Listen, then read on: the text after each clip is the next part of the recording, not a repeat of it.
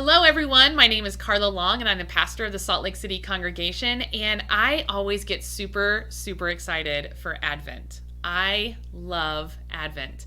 And so I'm here with a friend named Daniel Harmon, and I'm pretty sure he loves Advent too. And he's going to tell us a little bit about some really cool things that the church is doing in regards to Advent. So I'm going to invite Daniel in. Hi, Daniel. Hey Carla. It is great to have you here. So, before we jump into what I'm guessing you love as well, Advent, please tell me a little bit about yourself. Happy to. So I am the director slash ministry coordinator for the Center for Living Water, which is the spirituality center that operates at the temple in Independence. So I live here in Independence with my wife Emily, with our 6 month son, 6 month old son Oliver, and yeah, we've been here for a couple years, and we're kind of living life as new parents. And just about myself a little bit personally, I love music. It's a big part of my personal life, a big part of my ministry life. And in the work I do, I feel particularly drawn to seeking out the intersections between spiritual formation and peace and justice work. So, just a few little tidbits about who I am as a person. Thanks, Daniel. And of course, we all know that you love music. I see those guitars in the background, those are pretty awesome. Some of those are guitars, some of those are other things, but Uh, oh, of course. I totally knew that.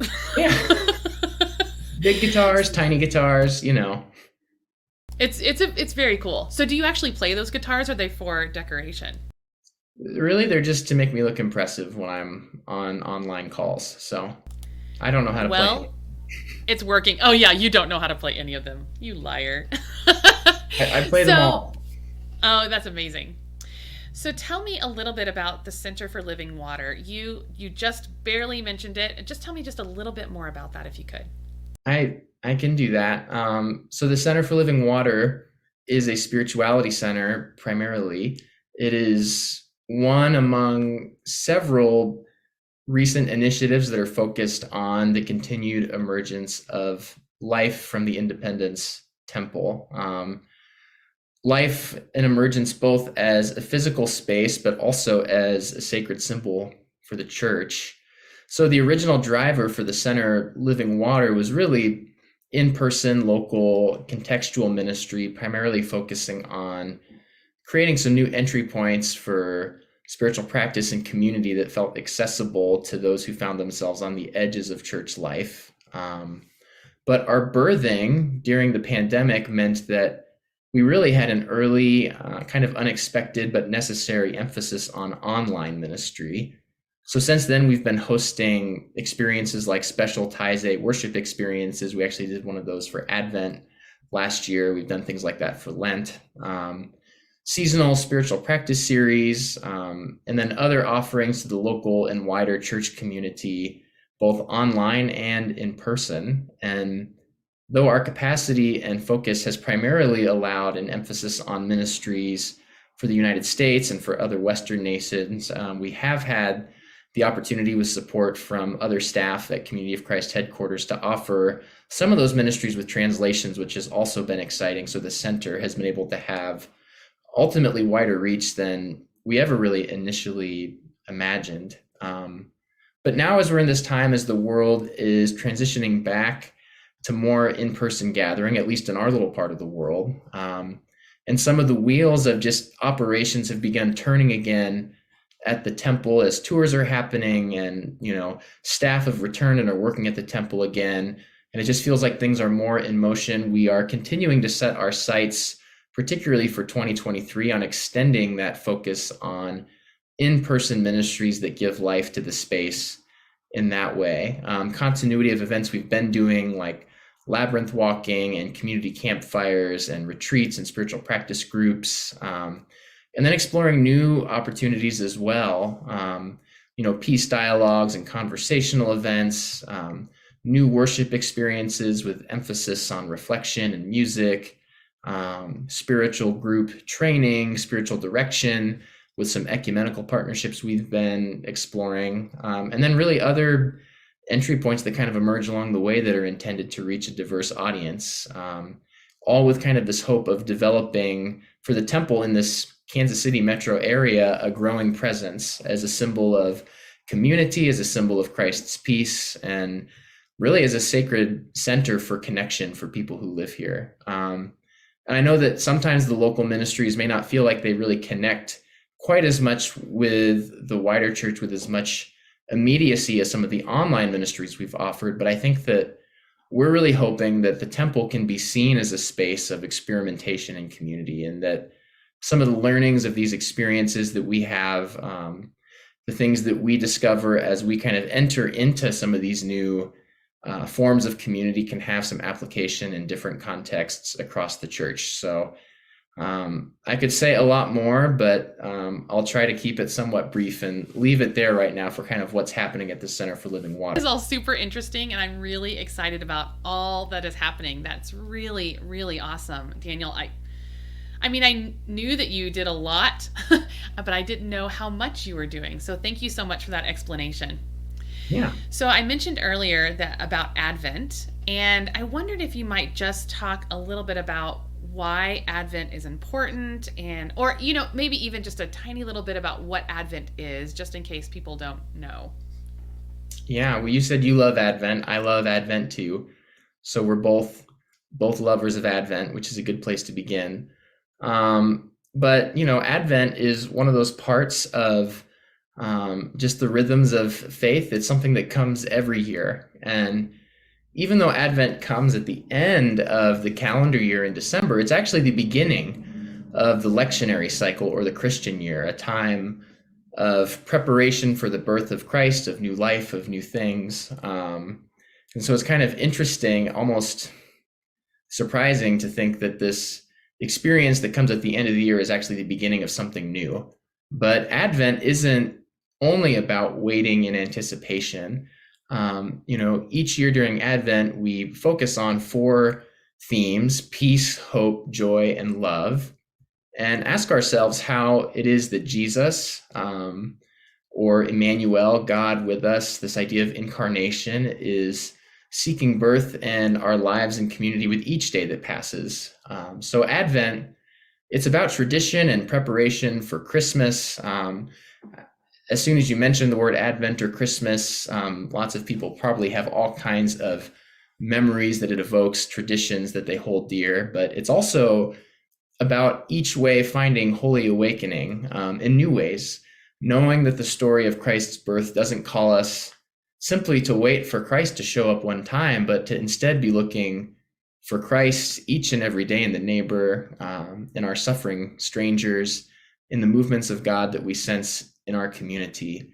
So I could say a lot more about Advent, but I think just for those who maybe haven't had exposure to Advent or are wondering why is Advent important, that's kind of where we begin. It's this time of new beginnings, of seeking to discover God in new ways with each day. I was actually really surprised. I was doing a podcast with Tony and Charmaine Chavalis-Smith, and this was a while ago, and I kind of just thought Advent was like party all the time. Like, you're celebrating, you're getting ready for the birth of Christ, but it's not that at all. Actually, it's a slowing down, and you can correct me if I'm wrong or if you have thoughts about this, but it's actually a slowing down. It's not all about, little smokies and having fun. Making like little smoky foods. That's what I think of. It's about preparing yourself, just like you were saying. So I really appreciated that explanation.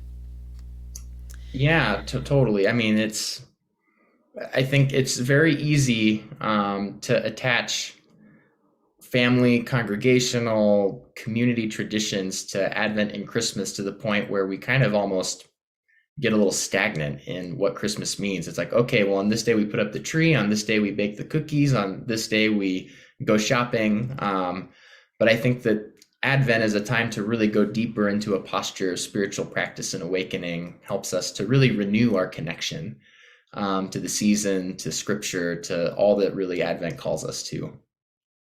Oh, that's a beautiful way to put it. Thanks for saying that. So you may have already answered this, but I want to give you another chance just in case you didn't get to go in as deep as you wanted to. Why do you think it's beneficial to go through the Advent journey? I mean, there are many reasons. I think one thing that always strikes me about Advent is that it falls, I mentioned that it kind of falls at the end of the calendar year, which is a very busy time of year. And in addition to it just being the end of the year and all that that means for people, whether it's something that relates to your work or school or family plans with traveling, the holidays are just a busy time. And we find ourselves perhaps even less present to the world around us than we do during normal or ordinary times of the year because we're all trying to coordinate all these different things that are happening.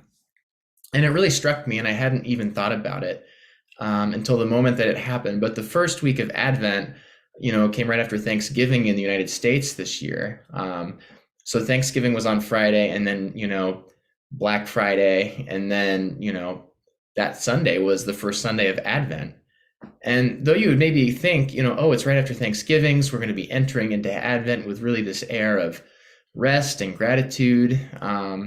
Instead, the feeds of our lives are really consumed with all this information about Black Friday and then Cyber Monday. And as I posted our first Visio Divina spiritual practice on Monday for the Center for Living Water, it was in competition online with hundreds of these high dollar ads that really are trying to persuade us that we don't have enough, that we need more things in our lives to be satisfied. And so in that way, in addition to simply being a time to slow down, which is important, we all need to slow down a little bit. Advent kind of offers this countercultural path during this busy time of year where instead of believing we need more belongings and we need more ways to fill our time, we're invited to wonder, how do we adopt a Christ-like attitude of contemplation and instead lean into the belief that what we need is here, that in fact we do have enough, and that God is seeking to partner with us during this time and create, instead of less space and more busyness, create more space for joy, for hope, for love, for peace in our lives and in the lives of those who we encounter in the world. So I think that kind of countercultural, slowing down, peace-centered invitation of Advent is something that really is important for the church and for anybody who is trying to enter into this time of the year with a little bit more meaning and depth. That is a really cool way to put it. Because when you were talking earlier, I was thinking about how Christmas and Advent kind of get buried beneath a weight of like expectations, buried beneath stuff, buried beneath everything that we want to happen, and it may or may not happen, and all the feelings and emotions that come with that. But what you're talking about is not like closing in and getting buried on that stuff, but opening up. And I think that's a really beautiful way to look at it, and a way that I actually haven't looked at it either. Because like you and I, we both have young children, and like we're trying to start these traditions, and maybe with our kids, your little Oliver and my kiddos, we can start these traditions of making sure that we are opening up at Christmas time and not kind of like closing ourselves in. It's really a beautiful thought.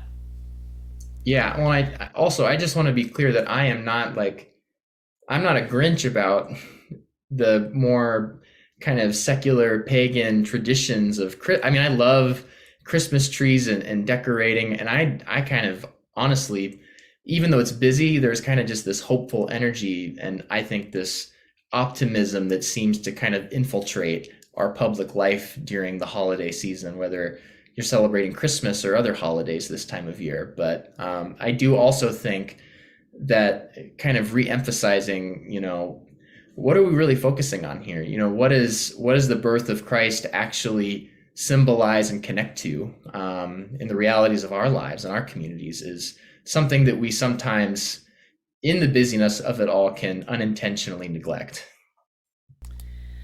Oh, Daniel, I would never think that you were a Grinch. Ever. I would never think that. Although my kids love that show, and we do sometimes call each other Grinches around here every once in a while, but I would never put that title on you, ever. Well, it's all in good fun, so it's okay. Oh, good. Okay, so my last question for you is what is the church doing right now, or what is the Center for Living Water doing right now to support the journey of Advent, support people's journey on Advent? Yeah, that's a good question. I think to begin, one, just to name kind of the invitation that the Church Community of Christ is framing for Advent this year. We have offered this theme of wonder, which is a pretty compelling, intriguing theme. My sense, just from the conversations I have been part of and my own planning around this is that, part of this theme of wonder is really in response to some of the despair that is symptomatic of world realities that we face in this moment of time. So, war and disease and violence and poverty and suffering of people and planet, all these things that really can overwhelm us and lead us to residing on a pretty consistent basis in places of despair and helplessness and hopelessness. But I think that during Advent, the invitation we're really trying to uphold is to try to create space to see the world through a different lens. Instead of being consumed fully by a dim view of the world, asking how we're called to wonder about the ways that God is ambitiously at work in the world around us, about in the midst of all of the despair that we see, where is God moving and transforming and working in the lives of people and working in communities to bring about the conditions of the peaceful reign of God, of the incarnation of God among us, or Emmanuel, God with us. So I would invite anybody who hasn't had the chance yet, who is a subscriber to the Herald, and if you're not a subscriber to the Herald, you should be. Katie Harmon McLaughlin wrote a wonderful piece about Advent wonder in the Herald that is far more in-depth and eloquent than what I have been saying, that I would invite anybody to check out if they want to learn a little bit more about kind of where that theme comes from. So that's the theme. I'll pause for a second in case you have any reflections. Then I'll talk more about what are some of the specific offerings that connect to that. Oh no, I think you should keep going. You're doing great. Okay, I'll keep going then. So first, I'll talk about this. So we're doing a weekly spiritual practice series through the Center for Living Water. And this is an online guided practice. And each week it's led by members really from the church across the world, with focuses on images by an artist named Kelly Lattimore. And the images that we've selected for each week draw parallels between significant parts of scriptural memory and identity, and then how those parts of our faith identity then connect to contemporary realities of injustice in the world and invitations to bring about conditions of justice and peace around us. So the invitation every week is simply to be present to these images, to be mindful of, for you as an individual person, what do these images evoke? And then to wonder about how we are called to embody the values of these ancient stories and occurrences in the contemporary realities of our lives. So for example, our first image that we shared for the first week of Advent was this very provocative image called Christ Breaks the Rifle. And it shows Jesus in the wilderness with light emanating from him as he breaks an assault weapon over his knee. And it draws parallels to our lectionary scripture for that week, which is from Isaiah, with this text about, beating swords into plowshares and not practicing war anymore. And so seeing, those sacred stories, those invitations of our ancestral past of faith, and wondering, how do these connect to our own lives, to the things that we see happening in the world around us as we seek to be a peace church, as we seek to root ourselves in an identity of nonviolence. And that's a lot to think about by yourself. And at Lent, actually, we offered somewhat similar practices. They weren't Visio Divina, but they were provocative and had questions each week. And part of the feedback we got was, these are great practices, but I feel like something is missing as I reflect on these by myself behind my computer screen. I'm really wishing there was a way for me to go deeper in community. And so in response to that, we decided for Advent to form these weekly Advent formation groups. And so every Tuesday of Advent, we now have groups meeting at 3 different times with over 60 participants in these small Advent formation groups. And we have participants from across the United States and Canada, even in Europe. And these groups are really taking these invitations of the weekly practices to a deeper level, and exploring, what do these mean in our lives, both personally and community, in these small covenant groups. So that's been a really meaningful offering. We had the first cohort of that this week and had really rich discussion in those groups, and we're looking forward to continuing that next week. Those groups are somewhat established, but if somebody still wanted to jump in, if they saw this video and were like, oh my gosh, I really want to do that, I know that our groups have open spirits and would love to welcome others who maybe want to jump in a little bit later in that journey. And then finally, at least the last offering I'm really aware of, as it relates to Advent and this theme of wonder, is that we had a gifted group of ministers from Community of Christ who developed a really powerful worship reflection that was released on December 1st that's now available on the Community of Christ YouTube channel. And it's about 25 minutes. It's a very reflective experience with music and story and images. And if you haven't watched it yet, it's a really great way to begin the season of Advent and to evoke a posture of curiosity and wonder as you really find yourself seeking to move through the month of December and through the season of Advent in a meaningful way.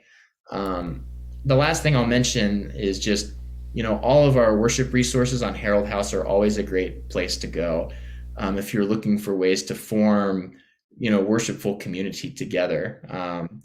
These practices and this other worship, they're great as well if you want to form community around those. But the worship resources that have been written, also very high quality and a good place to turn to access, just some of the resources available for Advent. That all sounds super incredible, Daniel. There's so much out there. So I think my only question is if someone does want to jump into one of those groups, how would they do that? Would they contact you, or would they contact someone about that? I would be the right person to contact. The groups are meeting. These are all in Central Time. So at 12 p.m. Central Time, and 7 p.m. Central Time every Tuesday of Advent online, and in person at the temple at 7 p.m. So if you're local and want to come meet with us at the temple, we'd love to still create space for you. And if you want to join an online group, the nice thing is that each practice is different each week. So you'd be able to kind of jump in and you wouldn't miss anything except for some of the relationships that have already been formed. So feel free to email me or reach out through the Center for Living Water Facebook or Instagram page or the website, and we'll be glad to get you connected. That's very cool. Thank you so much for explaining that. And Daniel, this has made me even more excited about Advent, if that's possible. So much more excited about slowing down, which is very weird in my life. So Daniel, I think we're almost done here. Is there anything else you wanted to say that I didn't ask about? I don't think so. I feel like that was really a fire hose of information. I mean, sometimes I get asked these questions and there's so much to say that it just is like, here you go. Here's like more than you could even really hear as I say it. But I hope that there's something in there that maybe catches people's attention and, gives them a desire to connect in a deeper way. Or I'm sure you'll post this on social media. It'd be cool for people to comment and share about, what are the neat things you're doing to go deeper this Advent season, because, I hold a leadership role and I'm trying to create space for others to find ways to do that. But I know there's lots of people who are doing tons of creative things across the church and beyond the church to make Advent meaningful and significant. So I think learning about things other people are doing is always inspirational, gives us new ideas for the future, and helps us to continue to grow together. I think that's a brilliant idea. So people, friends who are listening, if you are doing something cool for Advent, please write in the comments or tell us about what you're doing, because I'm sure that people want to hear that. And I know that there's definitely times when I have felt stuck. I'm like, I just don't even know what to do for Advent anymore. But I always get more excited when I hear what other people are doing, and I'm like, hey, I could do that. So please tell us your ideas. Tell us what you're doing. That would be awesome to know. Daniel, thank you so much for being here. Thank you so much for sharing your wisdom with us and letting us know what's going on around the church for Advent. Yeah, well, and thank you for, using the platform to help get the word out about some of these offerings. And hopefully Advent is just one of many things that we all continue to share about as we kind of expand the scope of our connection and formation together. So thanks for the time. Absolutely. Thank you, Daniel.